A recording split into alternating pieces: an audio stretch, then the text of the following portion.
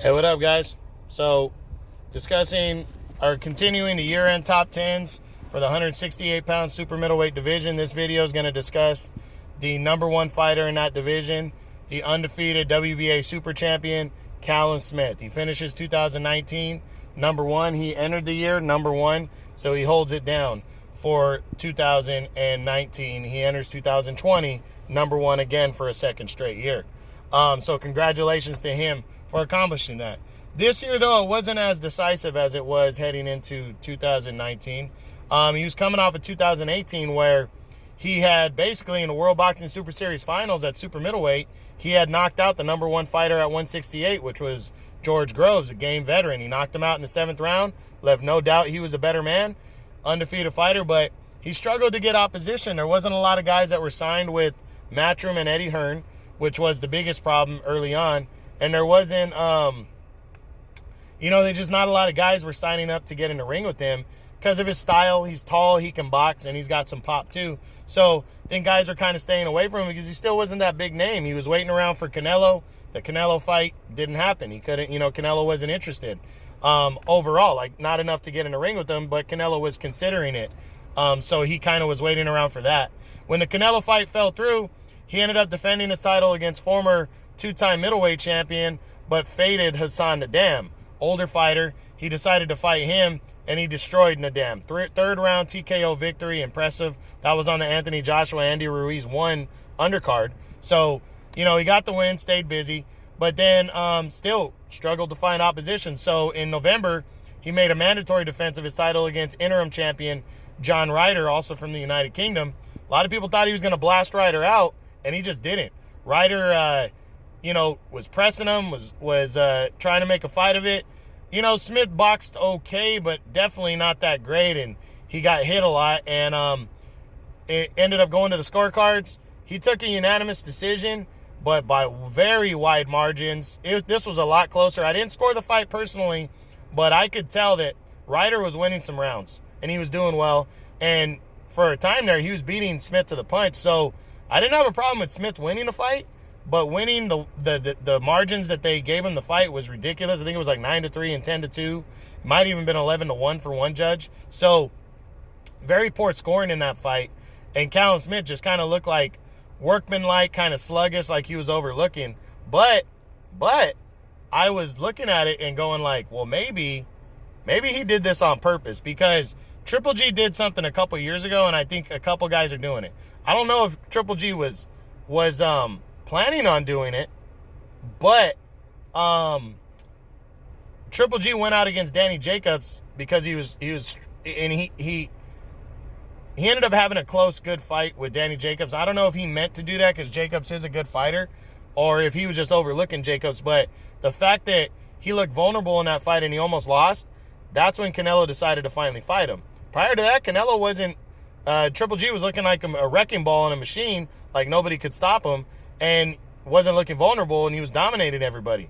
Well, I don't know if Callum Smith did that this year, but it might have worked, because now he enters 2020, still number one, but I'm hearing he's on the short list to land the Canelo fight, in May. And I really think he could get that opportunity. Now, if he doesn't get that, there's other options for Callum Smith, which is great. If he doesn't get the Canelo fight, and Canelo doesn't take on Billy Joe Saunders next either, he could have a huge unification bout with Billy Joe Saunders, United Kingdom, both undefeated world champions from the UK. Huge fight over there, would make a lot of money and would mean a lot for 168 and pound for pound overall. Because Billy Joe Saunders has been a good undefeated fighter a couple years now with a name. So that would be big. Then there's also, if Canelo went and fought Billy Joe, there's Danny Jacobs sitting there that might give him a chance. And if for some reason Danny Jacobs goes in a different direction, why not take on John Ryder again in a rematch and dominate him and knock him out? Callum Smith's got some options. I hope he gets in the ring and fights somebody legit next, doesn't wait around, because he has those options. Yes, he needs to wait around for Canelo, but Canelo's going to decide what he wants to do in the next month or two. And, by January, February. So Callum Smith's going to need to have a backup plan for that. I think he needs to express some interest, see how interested Danny Jacobs is, see what Billy Joe Saunders would do if Canelo doesn't choose either one of them, because I think he needs something big. He needs to make a splash. He didn't get a lot of opportunity to do that in 2019.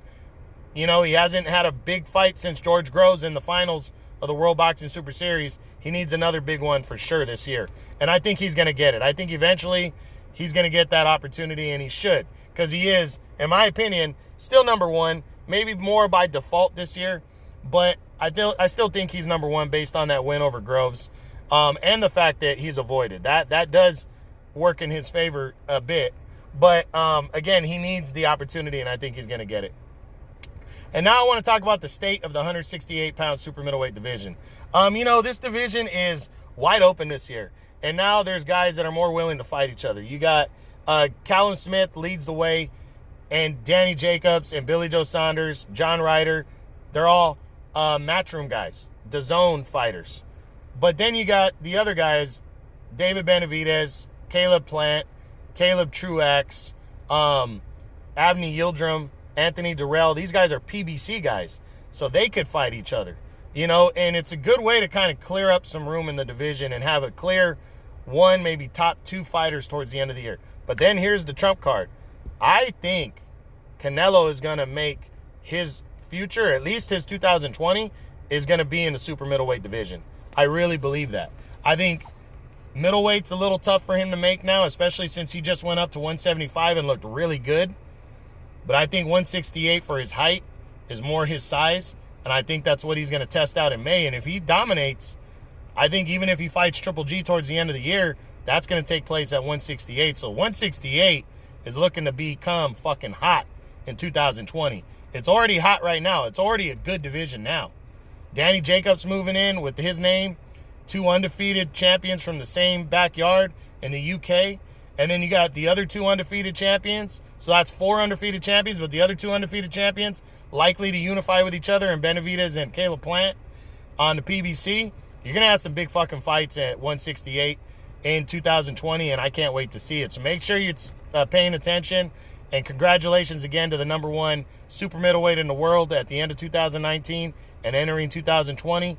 That's a 2019 year-end top 10s. True Boxing, been hit with the truth.